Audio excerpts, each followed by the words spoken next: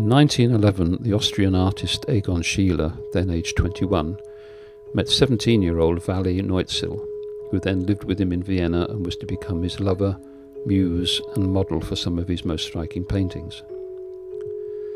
Her flashing green eyes, generous mouth and tawny hair are instantly recognisable in his work. Valerie was born on the 19th of August 1894 in Tappendorf, a town south of Vienna.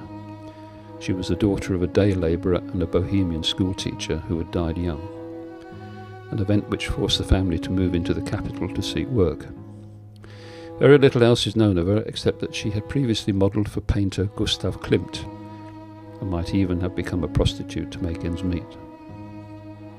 As their relationship developed, Schiele and Wally decided to escape the claustrophobic Viennese art scene and went to live in the small town of Krumau in southern Bohemia, hometown of Schiele's mother.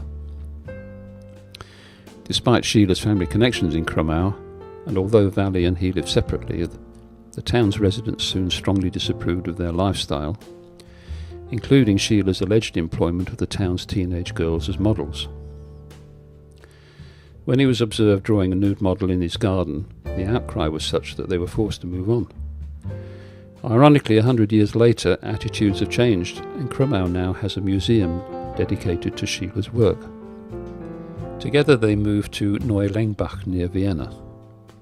But their way of life aroused much animosity among the town's inhabitants here also, and in April 1912 Schiele was arrested for seducing the runaway daughter of a naval officer, who had been seen, along with a number of other children, hanging out in his studio. When his case was brought before a judge, the charges of seduction and abduction were dropped. But Schiele was found guilty of exhibiting erotic drawings in a place accessible to children. In court, the judge burnt one of the offending drawings over a candle flame. In all, Schiele spent 24 days in prison as a result. But things didn't go well for Wally. In 1914, the couple were living in the Viennese suburb of Hietzing. Here Schiele decided he should get married, but bowed to social pressure that a model and a former prostitute would not be a suitable wife. He began courting Edith, the daughter of the bourgeois Harms family, who lived opposite his apartment in Vienna. He even made Wally act as chaperone. Edith's parents remained opposed to the artist on the grounds of his now famously dissolute lifestyle, but the uncertainties that rippled through Vienna following the outbreak of the Great War in 1914 changed things, and in 1915 they became engaged. "Don't suppose I'm blindly in love," Edith wrote to him before setting out her terms regarding Schiele's lingering involvement with Wally. "What may happen later I don't care about now, but I want to make a clean start to the marriage."